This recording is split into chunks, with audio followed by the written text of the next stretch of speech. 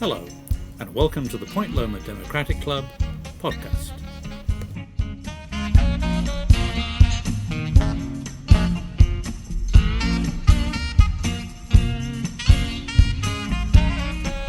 In this podcast, Dr. Cody Petterson details some of the ways in which the local progressive movement is working to revitalise the party and ensure strong, populist, progressive victories across the county in 2018.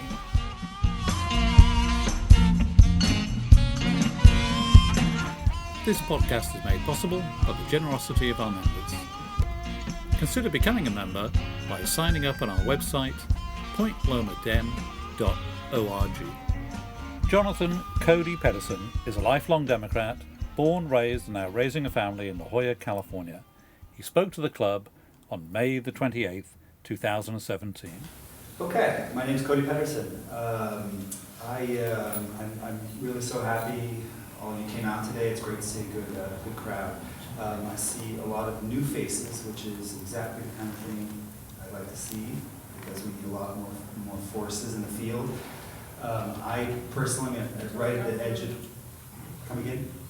A little louder, okay. I personally am right at the edge of exhaustion, and so I think one of the things that's incumbent upon us is to develop more leadership, because it's not just 2018, it's 2017 right now that we really need to be pushing hard on. So let me start by saying one of the overarching themes tonight will be the need to transition from protest to power. A lot of us have spent the better part of the year out on the streets, which is great. It's great for building solidarity. It's great for building relationships and getting to know each other and developing some media attention. But the reality is it's burning us out, and it is very, very time-consuming and consuming of resources. And I think a lot of us recognize that there is work to be done in the chambers of power and city councils, on phone banks, and moving into 2018 it'll also be in precinct walking. So I think along with that transition, what we also need to do is start a transition from national level abstractions to concrete local problems, because I do think that's a lot of us, myself included, came into this without a lot of familiarity with, for example, what does a local progressive infill development policy look like? What does a progressive transportation policy look like? And those kinds of things we really need to start informing ourselves so that we can push the ball forward, not just at a national level, but here locally, because there's a lot of, in fact, probably the bulk of our problems are things that we can deal with right here at home, and you can have a direct hand in them. I'm a lifelong Democrat.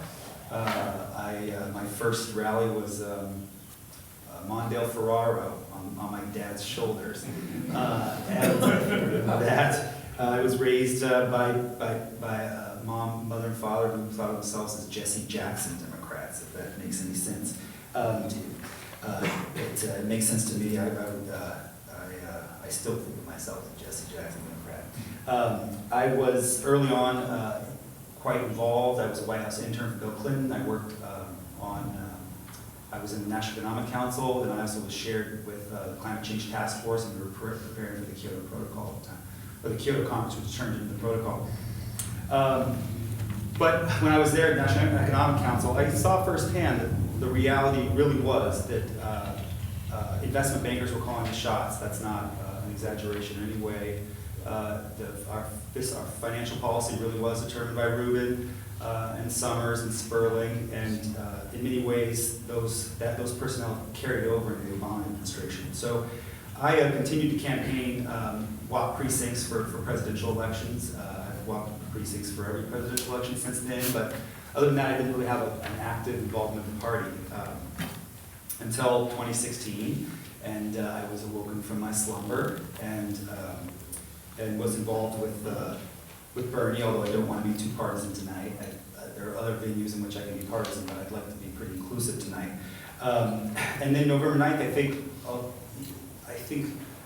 obviously it was a catastrophe. There's no doubting that, but I really didn't shed any tears. I saw it as an opportunity to change our country, and really an eye-opener with regard to how necessary it was for all of us to become heroes. And I'll talk a little bit more about that later tonight. I'm going to try to be as neutral as possible. Again, part of my goal here tonight is to sort of unload a lot of the information that I've gathered over the last half year about where the party is and where it's heading, so that as many of you as possible can take some of this burden that we've been bearing and move forward with it.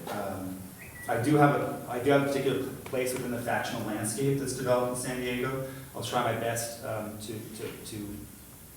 an anthropologist by training. I'll try my best to move past that. I am an anthropologist. I did my field work. I did my dissertation at UCSD, and I did my field work in Highland, Peru, on ethnic conflict and municipal politics and land reform. So many of these things that I'm now seeing within the party are things that I saw acting out at a very small scale in the communities of Highland, Peru, alpaca herding communities and peasant communities. I'm not sure how much interest there is. Some of the people I can see are more involved in the party and probably want to know a little bit about this. We just got out of the 2017 Democratic Party convention, and some of you may want to know about that. So I'll briefly go over that. And it's relevant in some way. Eric Bauman, who is a longtime chair of the Los Angeles County Democratic Party, won narrowly, 1493 to 1431. And his challenger, Kimberly Ellis, I had the honor of working as her sort of whip coordinator for San Diego County. She lost narrowly. They're now conducting an audit. I think it's very likely that it will sustain the outcome, and that Eric Bauman will be our chair. The race really was one in which it was in some ways a replay of the Clinton-Obama primary in 2008.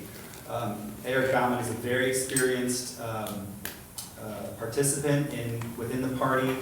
He knew virtually everybody within the party apparatus, and his race really was one in which I would be skeptical if he really won any new adherents. It was mostly about activating his network that already existed, both within the legislature and in central committees throughout the state, but mostly in Los Angeles. Kimberly Ellis, on the other hand, was a relative unknown up until probably 8 months ago. She was African American, a woman of color, and she ran on a platform of reform. And at a surface level, the race really came down to one of experience versus sort of vision and reform, or a vision. I don't know whether she had vision or not is up to the voters to decide. But below the surface, there were a lot of structural things that were playing themselves out, there were identity factors. Eric Bauman is a nurse, and he is gay, and very proud. He has a husband, and so there was that certain identity factor. Kimberly Ellis obviously attracted a lot of African American voters as well as women voters. I think probably broke her way. There was also Los Angeles, basically Los Angeles versus the rest of the state. That was a major factor. Bauman's support certainly dropped off outside of Los Angeles. I think he got endorsed by Los Angeles, Orange County, Kings County, San Bernardino, so you can see there's a sort of center there in Los Angeles. Like I said, there was a new versus old party members, not necessarily old not age related, but with relation to how involved people have been historically with the party.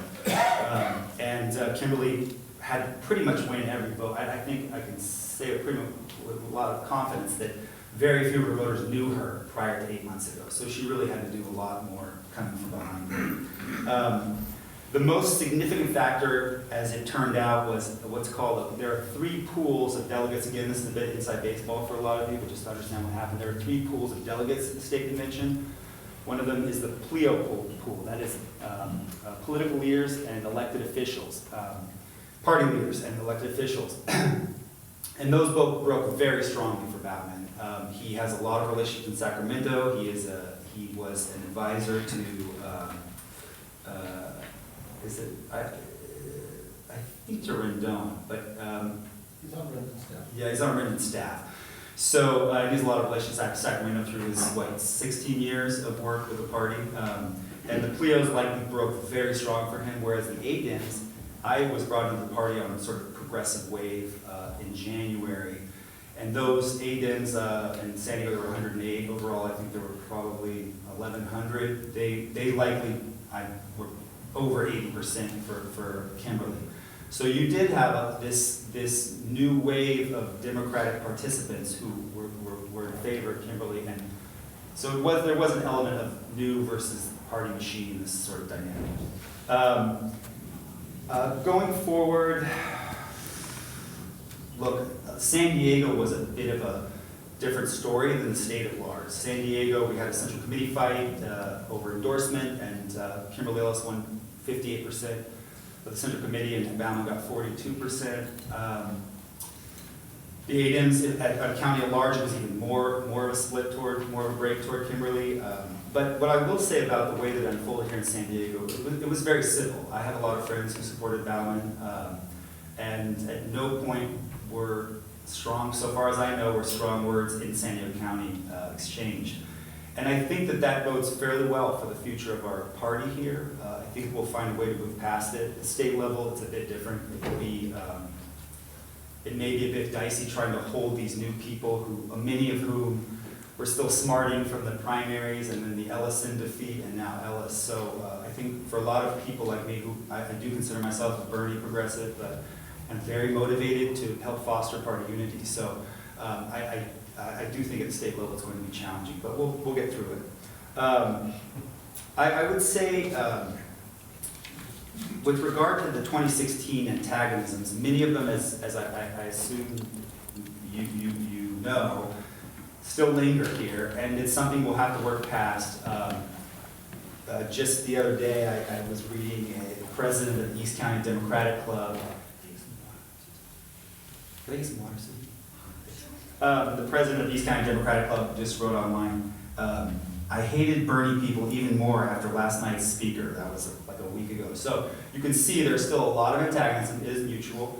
But I do think that, that we will have an issues-based unity. One of the things that came out of the primary is, in social science, there's something called an Overton window, which is a window of discourse, of things that are considered legitimate topics, perspectives that are legitimate to have with regard to topics.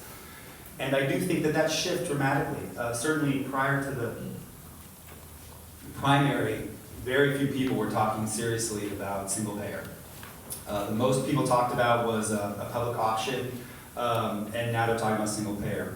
Prior to the primary, very few Democrats or anybody considered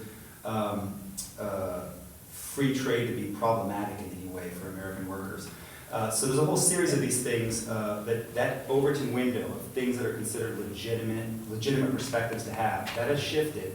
And I do think we'll be able to develop a unity that's issues-based moving forward. And I've encouraged all of our progressive folks to cool it with the personality-driven politics and to focus on these issues.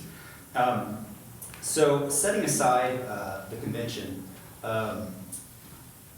when I came in on this wave, the races started in November, but they were in January. And again, this club was instrumental. I helped to put together progressive slates in all 7 districts of San Diego County, and we won 70% of our races countywide, and we swept the 78 with the help of this club. And I'd like to take the opportunity to thank this club for that help. When we first came in, we kind of started strategizing. How are we going to act within this party environment, within this county environment? And one of the things that obviously came up first is candidates. We need candidates. We need candidates that are not just pipeline candidates that are, I'm next for that role, but that have charisma, that have the values that are consistent with our own values, that are willing to do the work, or willing to walk, because a lot of this is walking. If you talk to David Alvarez, he actually had to get a hip replacement after his first race there, so it's a lot of walking. So we really thought we were going to have a massive amount of success. We're going to fan out and get these unicorns, and they were going to run.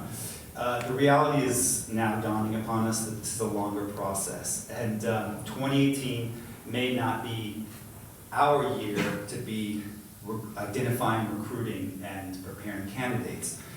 So we've shifted toward vetting candidates, sitting down with candidates, having lengthy conversations with them, and finding the ones that are most, with whom we have the most in common at an ideological, characterological, temperamental level. And then promoting them once we've made that decision. I'm going to go through some of the races that are important, just in case any of you are thinking about 2018 and about races that you might want to get involved with, because there are going to be a lot. And I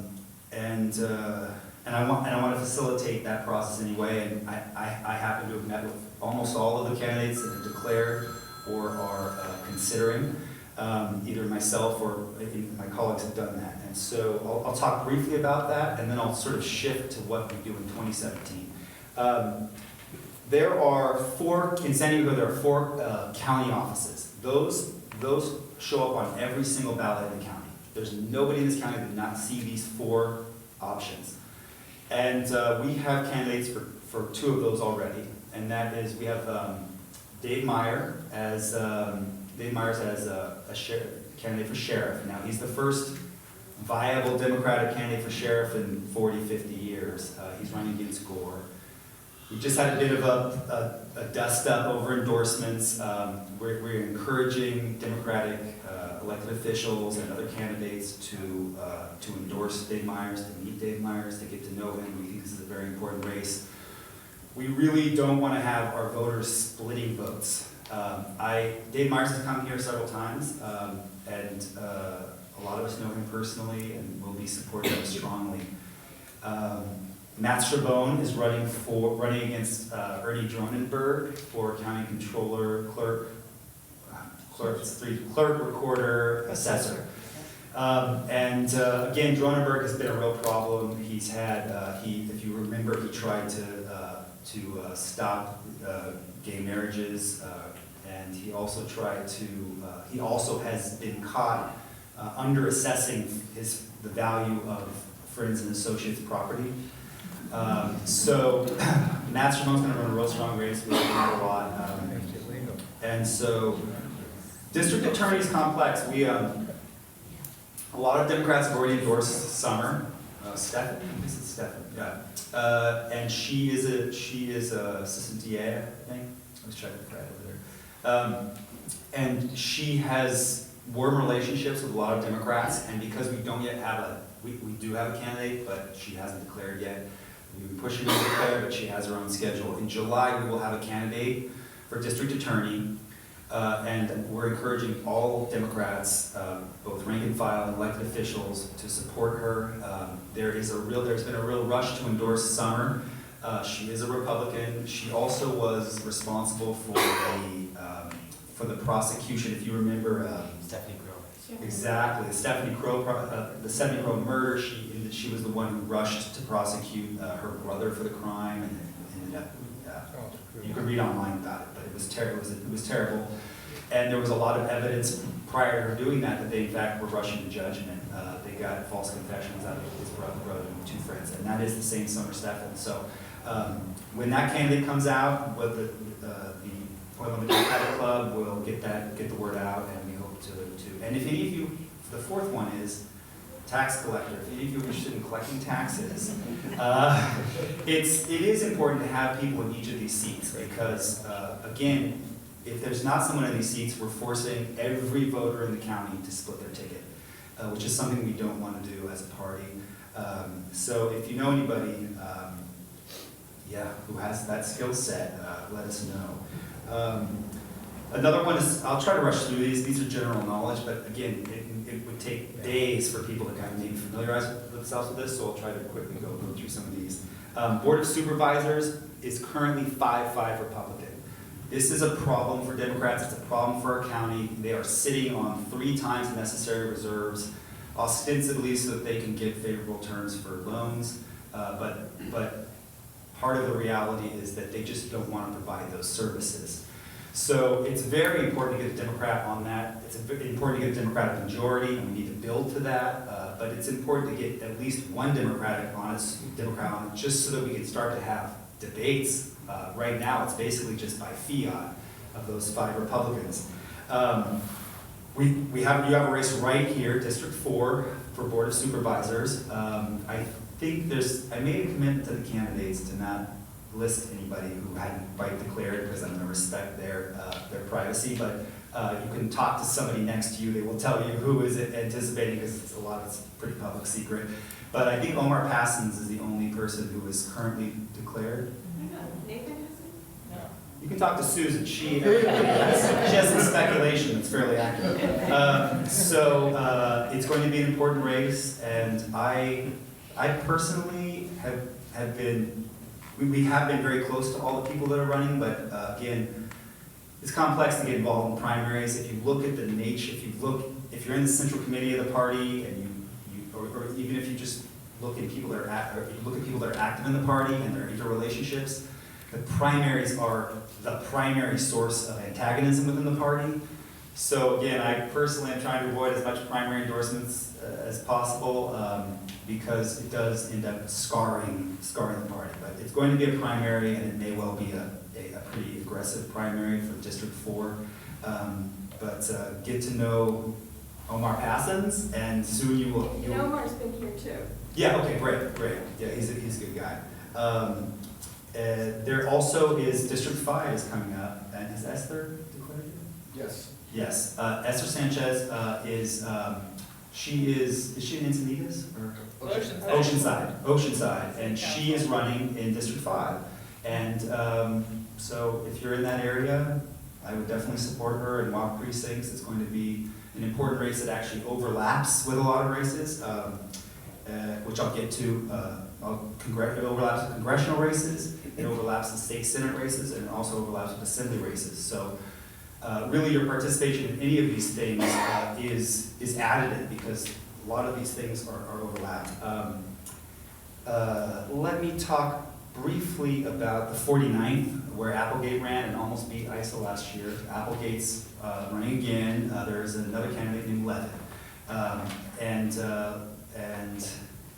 I'll depart from my neutrality here. A lot of our progressive folks are going to back Applegate fairly hard. Again, we try to avoid primary fights, but this is a primary fight we're going to have. But I encourage you to familiarize yourself with both the candidates. And if you're interested we're working on a volunteer basis with Applegate, so if you have any interest in meeting him and asking questions, let me know, and we'll definitely. Yeah, he's been here too. Yeah. I'm sure a lot of people are making the circuit. The 50th, we just had Glenn Jensen speak. That's a crowded field. We just had one candidate drop out, Hannah Bay. I liked her a lot, but she is pregnant with her third child, so congratulations to Hannah. And we also have Amar Kampa Nayar, and he's young, and he's been working in DC for a long time, but he's a great candidate. We've spoken to him, and we also have Josh Butner running as well. I think, is Gloria Chadwick still in that race? Yeah. There's a lot of people in that race. A lot of these congressional districts, my thinking about it is they're very time consuming. If you're not in those districts, you might want to steer clear and find something closer to home that you're more invested in, because it's going to be those things. I always joke that you can either get involved, for instance, in the 49th, or you can get involved in the rest of San Diego County, because it's going to be a war. City Council. A lot of my talk tonight, or the remaining talk tonight, is going to be about City Council. I do think City Council is not only a nexus of a lot of important decision making in the county, in the county, given the role of San Diego City, and given the fact that we don't control the county in any way. I have no really, if you want to talk about the way that Democrats can exert control over what happens in San Diego County and in San Diego City, we're talking about San Diego City Council. So it's District 2, your district here, is going to be crowded as well. I think the declared people, Brian Pease, who's a Central Committee member, is running. Jordan Bean, who's a former press secretary for the Chargers, is running as well. There will be 3 or 4 others. Again, I won't mention them because I don't think that they filed. D4. I won't go too much in D4. I'll come back into D4 a little later. D4 is where Council President Myrtle Cole is. I'm going to leave this off for a second, but Myrtle Cole will likely face a primary challenge. because of her alliance with Mayor Faulkner, and we can talk about that later. D6. If any of you live in District 6 of the City of San Diego, I encourage you to consider running. It may be a suicide run. Chris Cate has a lot of support, but Chris Cate is very likely to run for Scott Peters' seat in 2020. And the more damage we can do to Chris Cate, the more we can make him sweat, the more we can force him to take positions on issues, the better. So if any of you have some time off and are willing to run a race for D6, please come talk to us afterwards.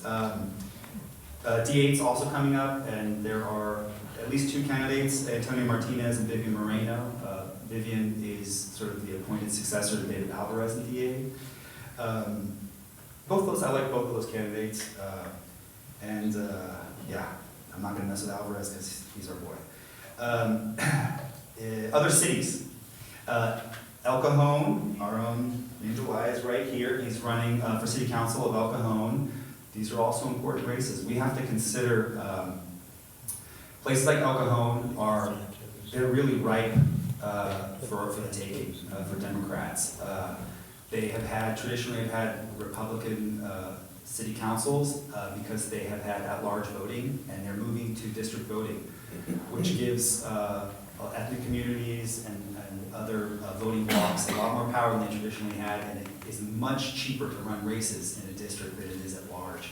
So I do think a lot of these cities, as they're shifting to district races, will be very good pickups for us. Talk to James afterwards if you want to give him 27 bucks. Also Chula Vista, Patrick McFarland is also running I hope he's filed anyhow. I blew it if he hasn't filed, but yeah, he's another good if you're in Chula Vista. So those are pretty. There are other races, but those are the biggies right now. And I'm going to shift a little here to talking about the party with which we're going to go into 2018, into these races. What is as Democrats, what is our instrument for winning these races? And again, some of this is inside baseball, but I do think it's important for all of you to start understanding the inside baseball within the party and to start being players. And it's not very easy. The thresholds are not as high as people think it is to start participating in an active way within the party. The party, up until just this year, really, the elder statesman of the San Diego party has been Jess Durfee. He did a lot of amazing things as chair of the party. He was the one who actually instituted the area caucus system we have, which has really kicked a lot has really democratized the San Diego party, and he continues to be a real powerful force. He was followed by Francine, and she was very strong at fundraising, and she continues. I think they've kept her on in a fundraising role within the county party. And the new chair is Jessica Hayes. I like Jessica. I work closely with Jessica, and she is progressive. She's got a little heat because she's certainly somebody who I think I can say without upsetting her that she's someone who is predominantly focused on the party rather than ideology. And she's got a little heat because she sits on 2 fault lines that anybody who is sort of sat in the committee can see immediately. One of which is education. Right now within the party, there is a real split, and it comes up in every central committee meeting between I guess the main components of it would be, there is an ethnic component to it. The African American community is strongly committed to school choice and to charter, and the sort of Latino and Caucasian part of the party is more committed to teacher labor unions. And so that conflict comes up again and again, but now Jessica Hayes, although she is Caucasian, she has very strong roots in the African American community, has done a lot of work in that community. And so she's gotten a lot of heat from the sort of labor side of that debate, the teacher union side of that debate, And she's trying, to her credit, to create some sort of a balance between those two constituencies. The other fault line that's running through the party right now, and it's more severe, and I'll talk in a more extended way about that, is the labor divide. Some of this divide is predominantly between, it was between the building trades. It was between the building trades and labor council. The building trades nationally is a fairly conservative labor union. They had Trump speak at their national convention just several weeks ago. But the San Diego building trades, their head, Tom Lemon, and their political directors are very progressive. We work on a lot of issues with them around housing and transportation and homelessness. So, and Labor Council certainly, the Labor Council certainly has also been very progressive. So a lot of the conflict that's developed is a personality-driven one between Mickey Kasparian, who was at Labor Council, and he's split off now, and Tom Lemon with the building trades. I've talked to a lot, I'm close with Tom, and thank you, that's good. I'll get there,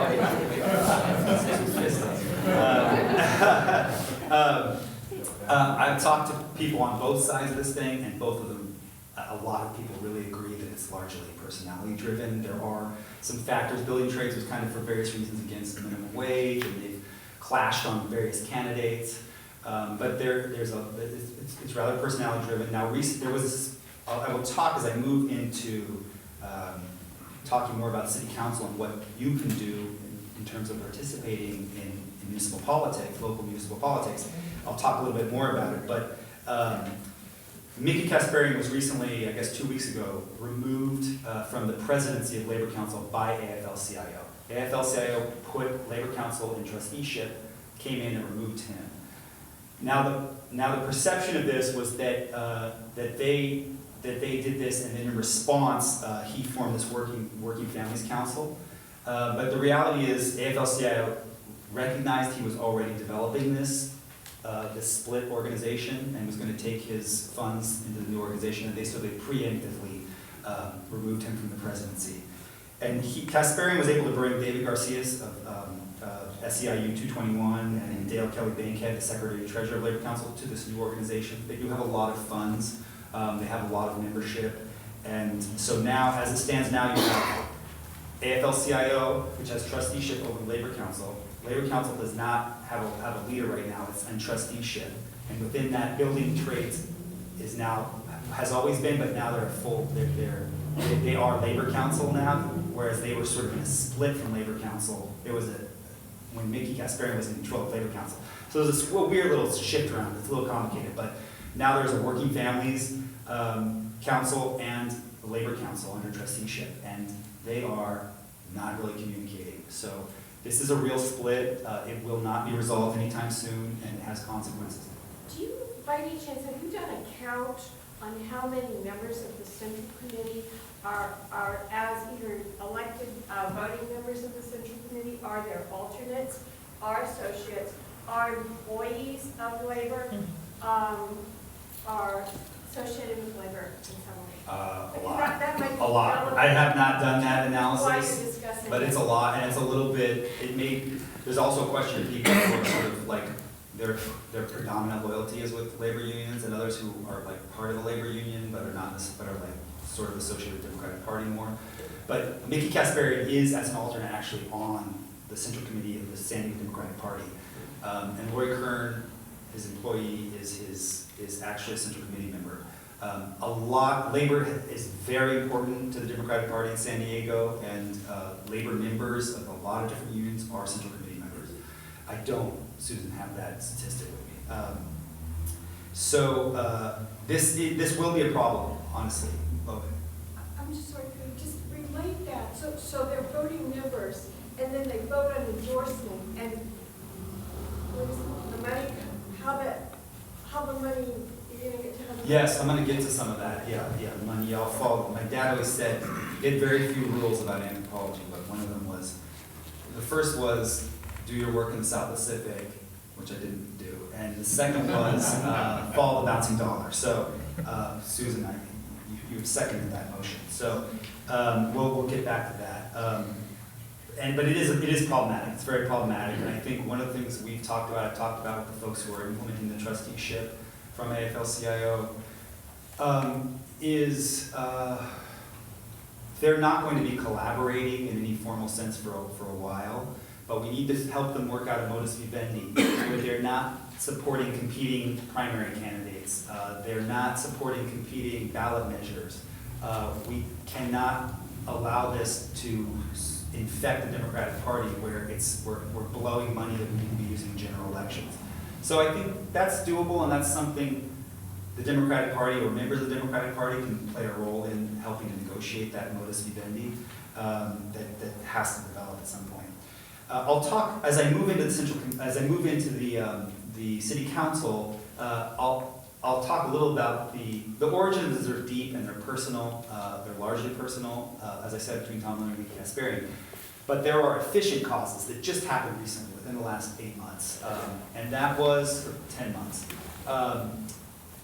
David Alvarez has been in a fight with State Senator Ben Hueso, and City Council member from DA David Alvarez have been in a fight for a long time, and you know, I'm definitely closer to David Alvarez. In fact, I have no relation at all with Ben Hueso. Ben Hueso is usually categorized as being more moderate and pragmatic than David Alvarez, and David Alvarez being more sort of ideological. I don't know whether I believe that to be true, but others may disconfirm it. But they were in a fight for a long time, and the South Area Caucus is the part of the Central Committee that does the pre-endorsements that they then feed up to the Central Committee. And so control of that South Area Caucus is very important, because if you want to run a candidate for City Council, that votes on endorsement, and endorsements then, I guess this is a dirty public secret, but the main reason why a candidate wants an endorsement is it allows you access to earmarking.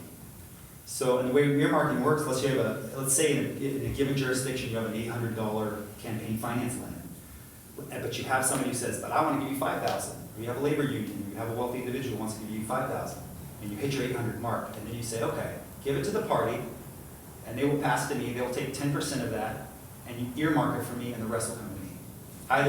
The rest will come to me eventually. And that's how the party actually has its money, is that 10% that it takes when it's earmarking for candidates. Now, it can only do that if the candidate has the endorsement of the party. So the fight for the endorsement is tooth and nail, because if you don't get the endorsement, you can't get anything above your campaign finance limit. So what David Alvarez decided is he was going to need to take to the extent he could, take control of that South Area Caucus so he could control the endorsement process. And he ran a slate for Central Committee. And he won. But Mickey Kasparian was furious about it, because Labor tends to run its own slates or negotiate with candidates to run their slates. So, kind of in retaliation, when David Alvarez came up to be council president, just this last year, when he came up to be council president, Mickey Kasparian supported Myrtle Cole to team up with the 4 Republicans and Faulkner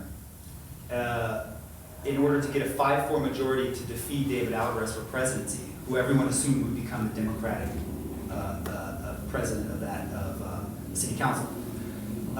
And so Barbara Bree eventually came on board because she was promised, it's hard to know, this is some of this dirty laundry, but anyhow, I'm airing it all. Barbara Bree was promised chair of the budget committee, and so she also came on board when she saw the writing on the wall. And she now has chairmanship of the budget committee. And immediately after that, within a few days, a series of sexual harassment and wrongful termination suits came against Mickey Kasparian. So within a several-week period, all hell broke loose in the labor movement and sort of in the Democratic ecosystem. And that still really hasn't cleared. Myrtle Cole is still council president. She is still pretty well aligned with Faulkner on his agenda. And I'll talk a little about that now. So, shoot, how am I doing for time? This is like, They got plenty of time. I'm okay? Okay, good. Good. Are you guys all following along? Is this okay? Yeah. Let me characterize the city council a little. I mean, it's pretty obvious to people who are regular watchers of the city council, so these are no secrets. David Alvarez and Georgette Gomez. Georgette Gomez is new to the city council, but those two are sort of your progressive bedrock of the city council. You can rely on them to vote. Reliably progressive.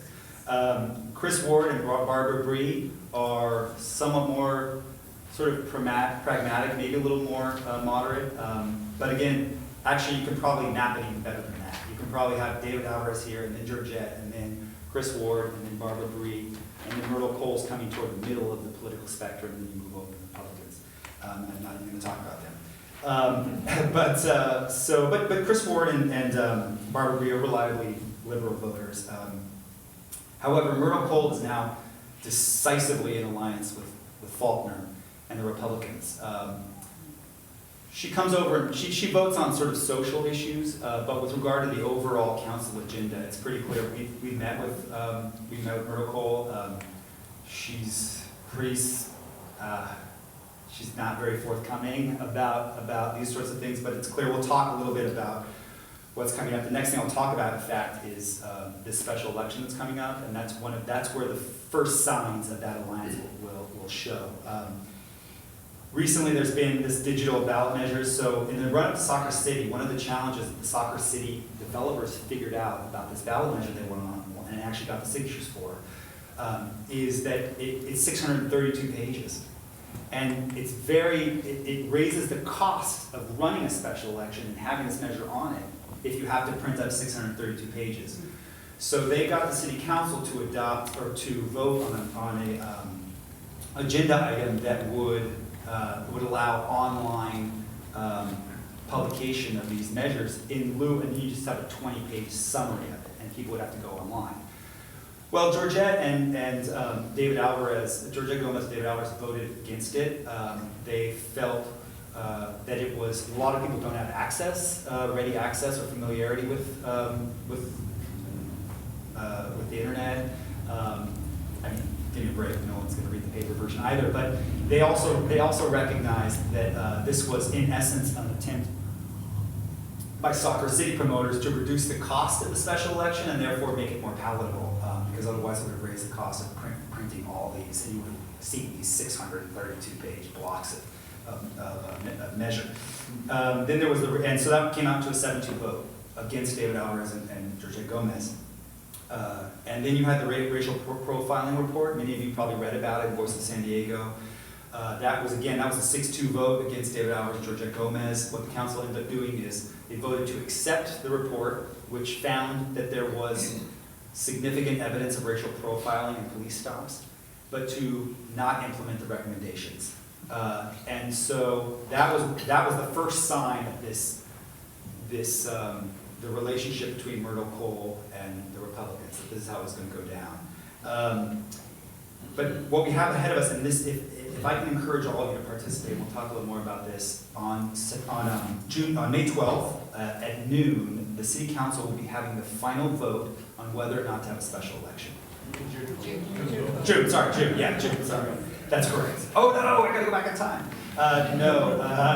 June 12th, Monday, June 12th at noon. I've been working with, we have a Progressive San Diego organization, and we've been working with a coalition of building trades, Climate Action Network,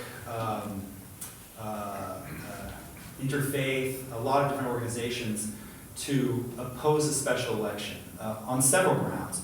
One of which is, we just had Measure L. The voters were very clear, it passed 65%. The voters were very clear that we want elections to be in November of election years. Not special elections, not primaries, we want it where the most voters are going to have a say. And the very next year, they're going to have a special election on this. So a lot of us are remaining part of this coalition. There is internal disagreement about whether or not the TOT should be passed or not, but there's agreement that it shouldn't be in the context of a special election. Now, part of this is not just about the TOT measure. We can talk about it later if you're interested in it, what the TOT Convention Center expansion measure it would look like and what its pros and cons would be. But there's a recognition, a dawning recognition of what this special election is about. The TOT Convention Center is a revenue measure. It requires a 2/3 majority to pass. It is the mayor's own polling has it between 62 and 64%. There is no way that a measure is going to start below the 2/3 threshold and rise above it. So people recognize that this is dead on arrival. The question then becomes, why is he going to spend all this? Why is the mayor and everyone else going to spend all this political capital on a ballot measure that is destined to fail? And the answer is Soccer City. Soccer City is not a revenue measure, even though it is going to unload very valuable public assets for a song. It's not technically a revenue measure. So it has a 50+1 threshold, which means 50% plus one more human being. And that's a very easy threshold, a much easier threshold to meet, and it's very likely to pass.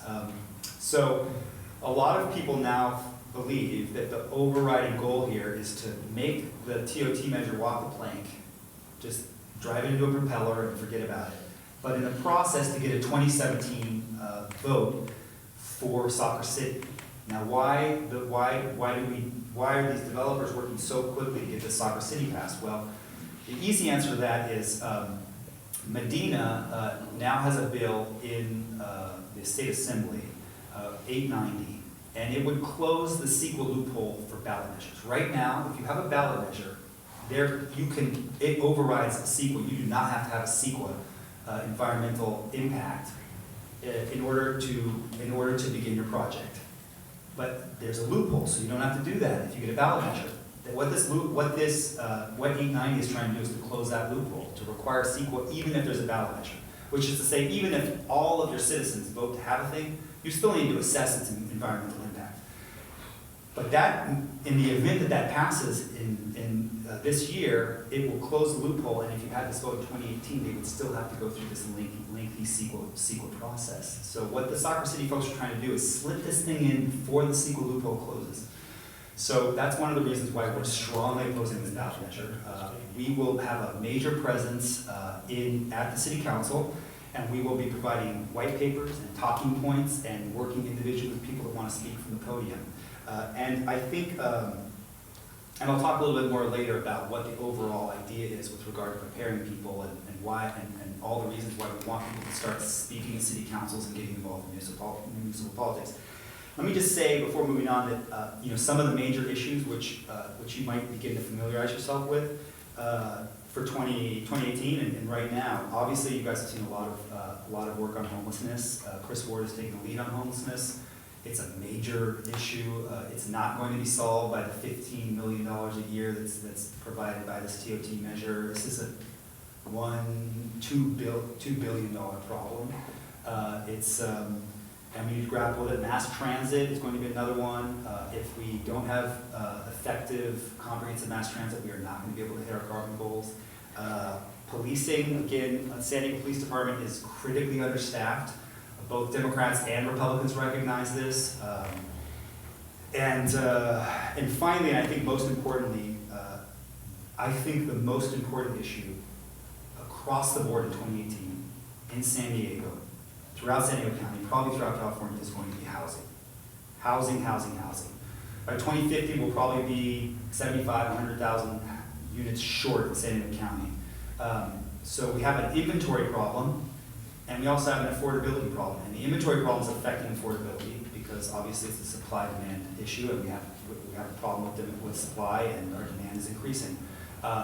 A lot of these projections show that we're introducing about 6,000 new units annually, whereas in order to keep pace with growth, we'll need about 12,000 units. But it's not just an inventory problem. It's also an affordability problem separate from inventory. If you look at a lot of this, from 2003 to 2010, we had 26% of the needed low-income units built. We had 18% of the necessary middle-income units built, and we had 152% of the above moderate income units built. okay? So obviously, if you're a developer, you want to build homes that people pay a lot of money for. And without dedicated affordability subsidies or policies, we are never going to solve the affordability problem here in San Diego with inventory alone.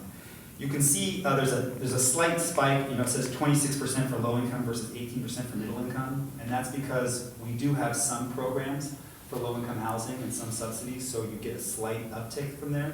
But we really need both low income and middle income. We need workforce housing desperately here in San Diego. So to the extent that you personally or as a community can focus on an issue and familiarize yourself with an issue, housing is going to be it. And I would say more than that, I've been talking to a lot of groups about the environment. I am an anthropologist, and what I do professionally is we work in the South Pacific and the Gulf and Alaska on socioeconomic impacts of environmental disasters. We work on climate resilience. We work on climate migration. Just in November, I helped write the climate migration policy for the nation of Tuvalu. Sea level rise is a major issue. But what I've said to a lot of groups when I speak to them is 2018 will not be the year to campaign on climate change. Unfortunately, nobody cares. And we have to accept that. That's a failure that we've had, and we have to begin to educate people on the nuts and bolts. We have to educate ourselves on the nuts and bolts of climate change. We can't just say 93, 98% of scientists believe. We actually have to understand, what is a hydrocarbon? Where did it come from? What happens? What does it do when it gets released in the atmosphere? How does it enter into the ocean? We need to do that. But in the meantime, we need to identify proxy issues, the issues that will inevitably impact the climate, that will inevitably impact our carbon balance, but that voters already respond to. And housing is a key element of this. Given that we'll be 100,000 units short at this rate by 2050, you do not build that many units going planning group by planning group, 300 a year, 1,000 a year. We're going to need to have a comprehensive approach to housing, and we're going to have to persuade people, because the reality is a lot of progressives are also, they live in a neighborhood, and they want to preserve the identity and the quality of life in their neighborhood. And so we have a lot of NIMBYs. We have a lot of NIMBYs who are not my backyard folks. And that has been, that at a certain point in history, that was an advantage. I mean, it was a benefit because a lot of people were saying, no, we want to preserve the environmental quality of our community. And so it was an environmental issue. But now this NIMBYism is flipping over into being an issue that dramatically limits our ability to adequately respond to climate change. And I'll give you an example. Measure T and Encinitas failed. And a lot of our people in the progressive community, I spoke to them and said, yes, it failed. And I said, what on earth are you talking about? If we do not intensify urban development, if we don't have mixed use zoning so that people can work and live in the same area and they don't have to get in their car to drive to work every day or drive to a restaurant or grocery store, if we don't intensify urban development, those units will get built. They'll just get built in a form of urban sprawl. They'll get built like Lilac just happened. There will be increasing pressure to push into our habitat. San Diego County is the most biodiverse county in the country. It will get pushed in, it will destroy habitat, it will force people to sit for hours in their cars, blowing out exhaust emissions. Unfortunately, and I've spoken to Alvarez as well, a lot of people are recognizing that a lot of this development stuff is not going to be Democrat versus Republican. It's going to be NIMBYs versus people that recognize in order to have an environmentally sustainable future, we are going to have to intensify our urban development or we're going to have more urban sprawl. That's just the reality. And it's going to take people like you standing in front of city council, standing in planning groups, face to face with NIMBYs who don't want their neighborhood to change. If you're on a transportation corridor, if you are not within the coastal commission planning area, if it is viable for transportation and urban living to have development in that area, we are going to have to push for greater urban intensification. So I'll leave it at that. That's my and I've talked at length with Nicole Capritz of the Climate Action Network, and she agrees that absolutely, this is not even a question. This is an environmental issue. We need to intensify our urban development, or we are going to lose our backcountry, and we're not going to be able to hit our carbon targets. And let me say with regard to that, this is where I kind of get into the kicker at the top. So I've been giving a lot of information about what's happening in San Diego County, what's happening within the party, what's happening within San Diego as a city and the city council. I talked in the beginning about this need to transition from protest to power, to pull people off the streets and get them up to the podium. And this is especially true, I know Katie's with Indivisible. A lot of people have been brought into activism through Indivisible. And a lot of people in Indivisible are now looking, what's next? We spent, a lot of you probably spent February, March, April, like 3 protests a week, you know? And it was great, but it burned a lot of people out. A lot of people are just done with protests. You can't do it anymore. And what we want to do is give people the opportunity to have a direct impact on their local politics and on their local communities. And so I think, and not to say protest isn't great, it builds solidarity, it builds a lot of relationships. I know a lot of people exchange cards and phone numbers, and that was great, and I'm glad we did that. But we need to start economizing. I talked to a young activist a few weeks ago, and he said, oh, I'm doing this impeachment march. I think I've got about 800 people, and it's going to be great. And I said, oh, okay. 800 people, let's see, 4 hours. Okay, so you've got 3,200 hours, volunteer hours. That's great. What do you hope to achieve? Impeachment? Well, no, not impeachment. Okay, so impeachment's off the table. What about, what do you hope to achieve? You didn't have an answer. I said, look, you make it a minute and a half on KPBS. Maybe you get 30 seconds, maybe local news comes and interviews the craziest person that came to your event, and they talk for 20 seconds. For 4,000, or for 3,200 hours, volunteer hours. That is, we do not have enough resources and time and money to be blowing 3,200 hours in order to get 30 seconds on KPBS. That cannot happen. With regard to that economization, there's simultaneously a realization, look, I work with a lot of, quote, Bernie-crats up and down the state. Young people, middle-aged people, who want to get involved right away. I've met with a lot of Indivisible folks, met with Lloyd Indivisible, who want to get involved right away. And some want to run for office. We had a race at CD34 up in Los Angeles. I don't know if you read about it. We had 3 sort of these young Bernie people who wanted to run for Congress. You know, they'd never run for anything. They didn't really know how anything worked, but they wanted to run, and they were sure. So instead of sitting down and talking to the candidates that were already established, and actually there was one of the candidates was this guy Gomez, and he's very progressive, certainly a viable candidate from a progressive perspective. Instead of meeting with the candidates and identifying who was the best and working up to it, they decided to have a 3-way Bernie firing squad, and they just wiped each other out and humiliated themselves, and they had no relationship with the candidate that ultimately went. That was a fairly good candidate. So what I've been telling people is 2018 is not your year. We're not ready yet. And I don't know about all of you, I don't know how prepared you are, but a lot of our people have never been to city council before, never been to city council before, never spoken from the podium. I know I haven't. 6 months ago, I hadn't. This municipal politics is a major opportunity, not just to prepare our movement for this, but to prepare us individually for assuming positions of power in the service of our values. It not only allows us to begin to understand how municipal governance takes place, it not only familiarizes ourselves with the issues. Look, almost everyone I talk to is very familiar day in, day out with national level politics. They know sort of trade policy. They know, national gender bathroom policy. They know what's happening in Europe in terms of Trump's meetings and everything. And you ask them, what does a progressive infill development policy look like? What? Well, that's going to be our future here. These are the kinds of decisions. What does a progressive, local, welcoming cities, or not welcoming cities, sanctuary city policy look like? What are the details in terms of when federal agents can and can't enter? What does a local progressive food waste policy look like? So simultaneously, we can start to, when we bring people in, we developed a sort of what we've been calling a rapid response team.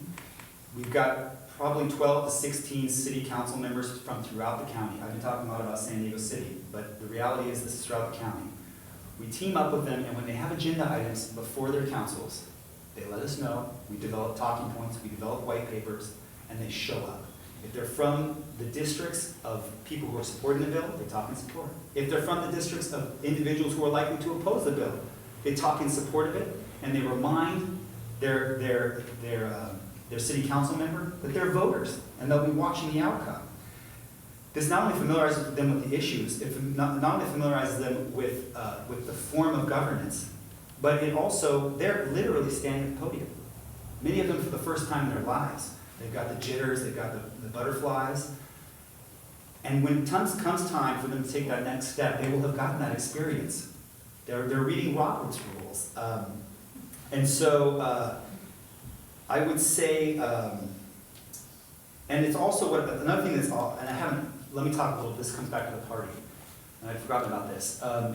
The other thing that it does, we have a problem in the Democratic Party. Do I have to, am I sure I'm not? Yeah. Okay. We have a problem in the Democratic Party with accountability of our elected officials. So when election time comes around and elected officials or candidates need endorsements, they come and they grovel and they tell central committees and they tell clubs exactly what they want to hear. And once they get into office, we can complain because there's no accountability. They do what they want to do. They do they do what their donors want them to do, their fundraisers want them to do, or they do what's comfortable for them within the dynamics of a city council or a county board of supervisors. And we can complain about that. But the reality is, we don't do anything for them either. When David Alvarez or Chris Ward is sitting there on the dais and he's trying to pass an agenda item that the Republicans are opposing and a couple of Democrats are unsure, we're not there. As a party and as individuals, we're not there speaking to those issues. So it not only does all this preparatory work, it allows us to push progressive agendas in the city councils, and it allows us to actually have accountability, both carrot and stick, with our elected officials. So it allows us to move past this paradigm in which we're complaining about accountability and say, no, we're creating the accountability by both speaking out when they move against our values and supporting them to the hilt when they support our values. And let me just say, to close, and this is a sort of more personal appeal. I think for me, one of the primary lesson of 2016 is that no one will save us. No one's going to save us, but ourselves, literally. And if I'm saying that to you all here, I mean all of you in this room. No one's going to do it, but myself and all of you in this room. And if I say it to my friend over coffee, I mean my friend and I. And if I say it to myself when I wake up in the middle of the night, I mean myself. So this is a burden. I mean, this is a burdensome idea that if you see something needs to get done politically, if that op-ed that you've been meaning to write, that op-ed is not going to get written without you. It just won't. That precinct that needs to get walked, it will not get walked without you. And that's burdensome because we're tired. I'm tired. I know all of you are tired. You put a lot of effort in already. You're watching the news and freaking out on a daily basis. I know I get the text from my mom every day. But there's also in that lesson, there's something powerful in that lesson. Personally, when this day last year, Donald Trump had come into town, and as an anthropologist, I was not happy with the way the media was portraying Donald Trump. Not that I thought he was a good guy, I had no doubts about that. But they were giving me a filtered version of what he was saying. And I wanted to go to the source and understand what he was actually saying and what his actual supporters were saying. So I went to the Donald Trump rally. This is a dirty secret, don't tell anyone. My father-in-law was mildly Trump guy. And so he was going, I said, I'm gonna go, we'll go together. So I went to this Trump rally. And I came home from that Trump rally with a lot of realizations about what was going on and about what was coming for us in November. And I sat down and I wrote a lengthy thing and I put it on Medium and I got like 2 likes on it, Shit. And then I put it on Facebook and I got a few more people that say so about it. And I realized at that moment, that in my alienation from the party, I had not done what I needed to do to create the base necessary for when that conjuncture happens and you need to act. I had not done that work to build up that base so that my voice could be heard, because I did believe, and in retrospect, I absolutely know that that was an important message. So I would say to all of you, start now. That this is a burdensome time for us to recognize that no one's going to save us but ourselves. But it's also, we really have entered a heroic age. And without exaggeration, this is a time for people to become heroes. And we didn't have that. For 30 years, we had this glacial political movement where, Bill Clinton versus Romney, and it's just all, holy shit, how stark is it now? This is a time, all those certainties have collapsed. The third way that was in control of the Democratic Party for so long, the Republican stuff, it's all collapsed. And now individual people acting in heroic ways are not only going to change our city, our county, but our country. So please, my message to all of you is, save us and become heroes.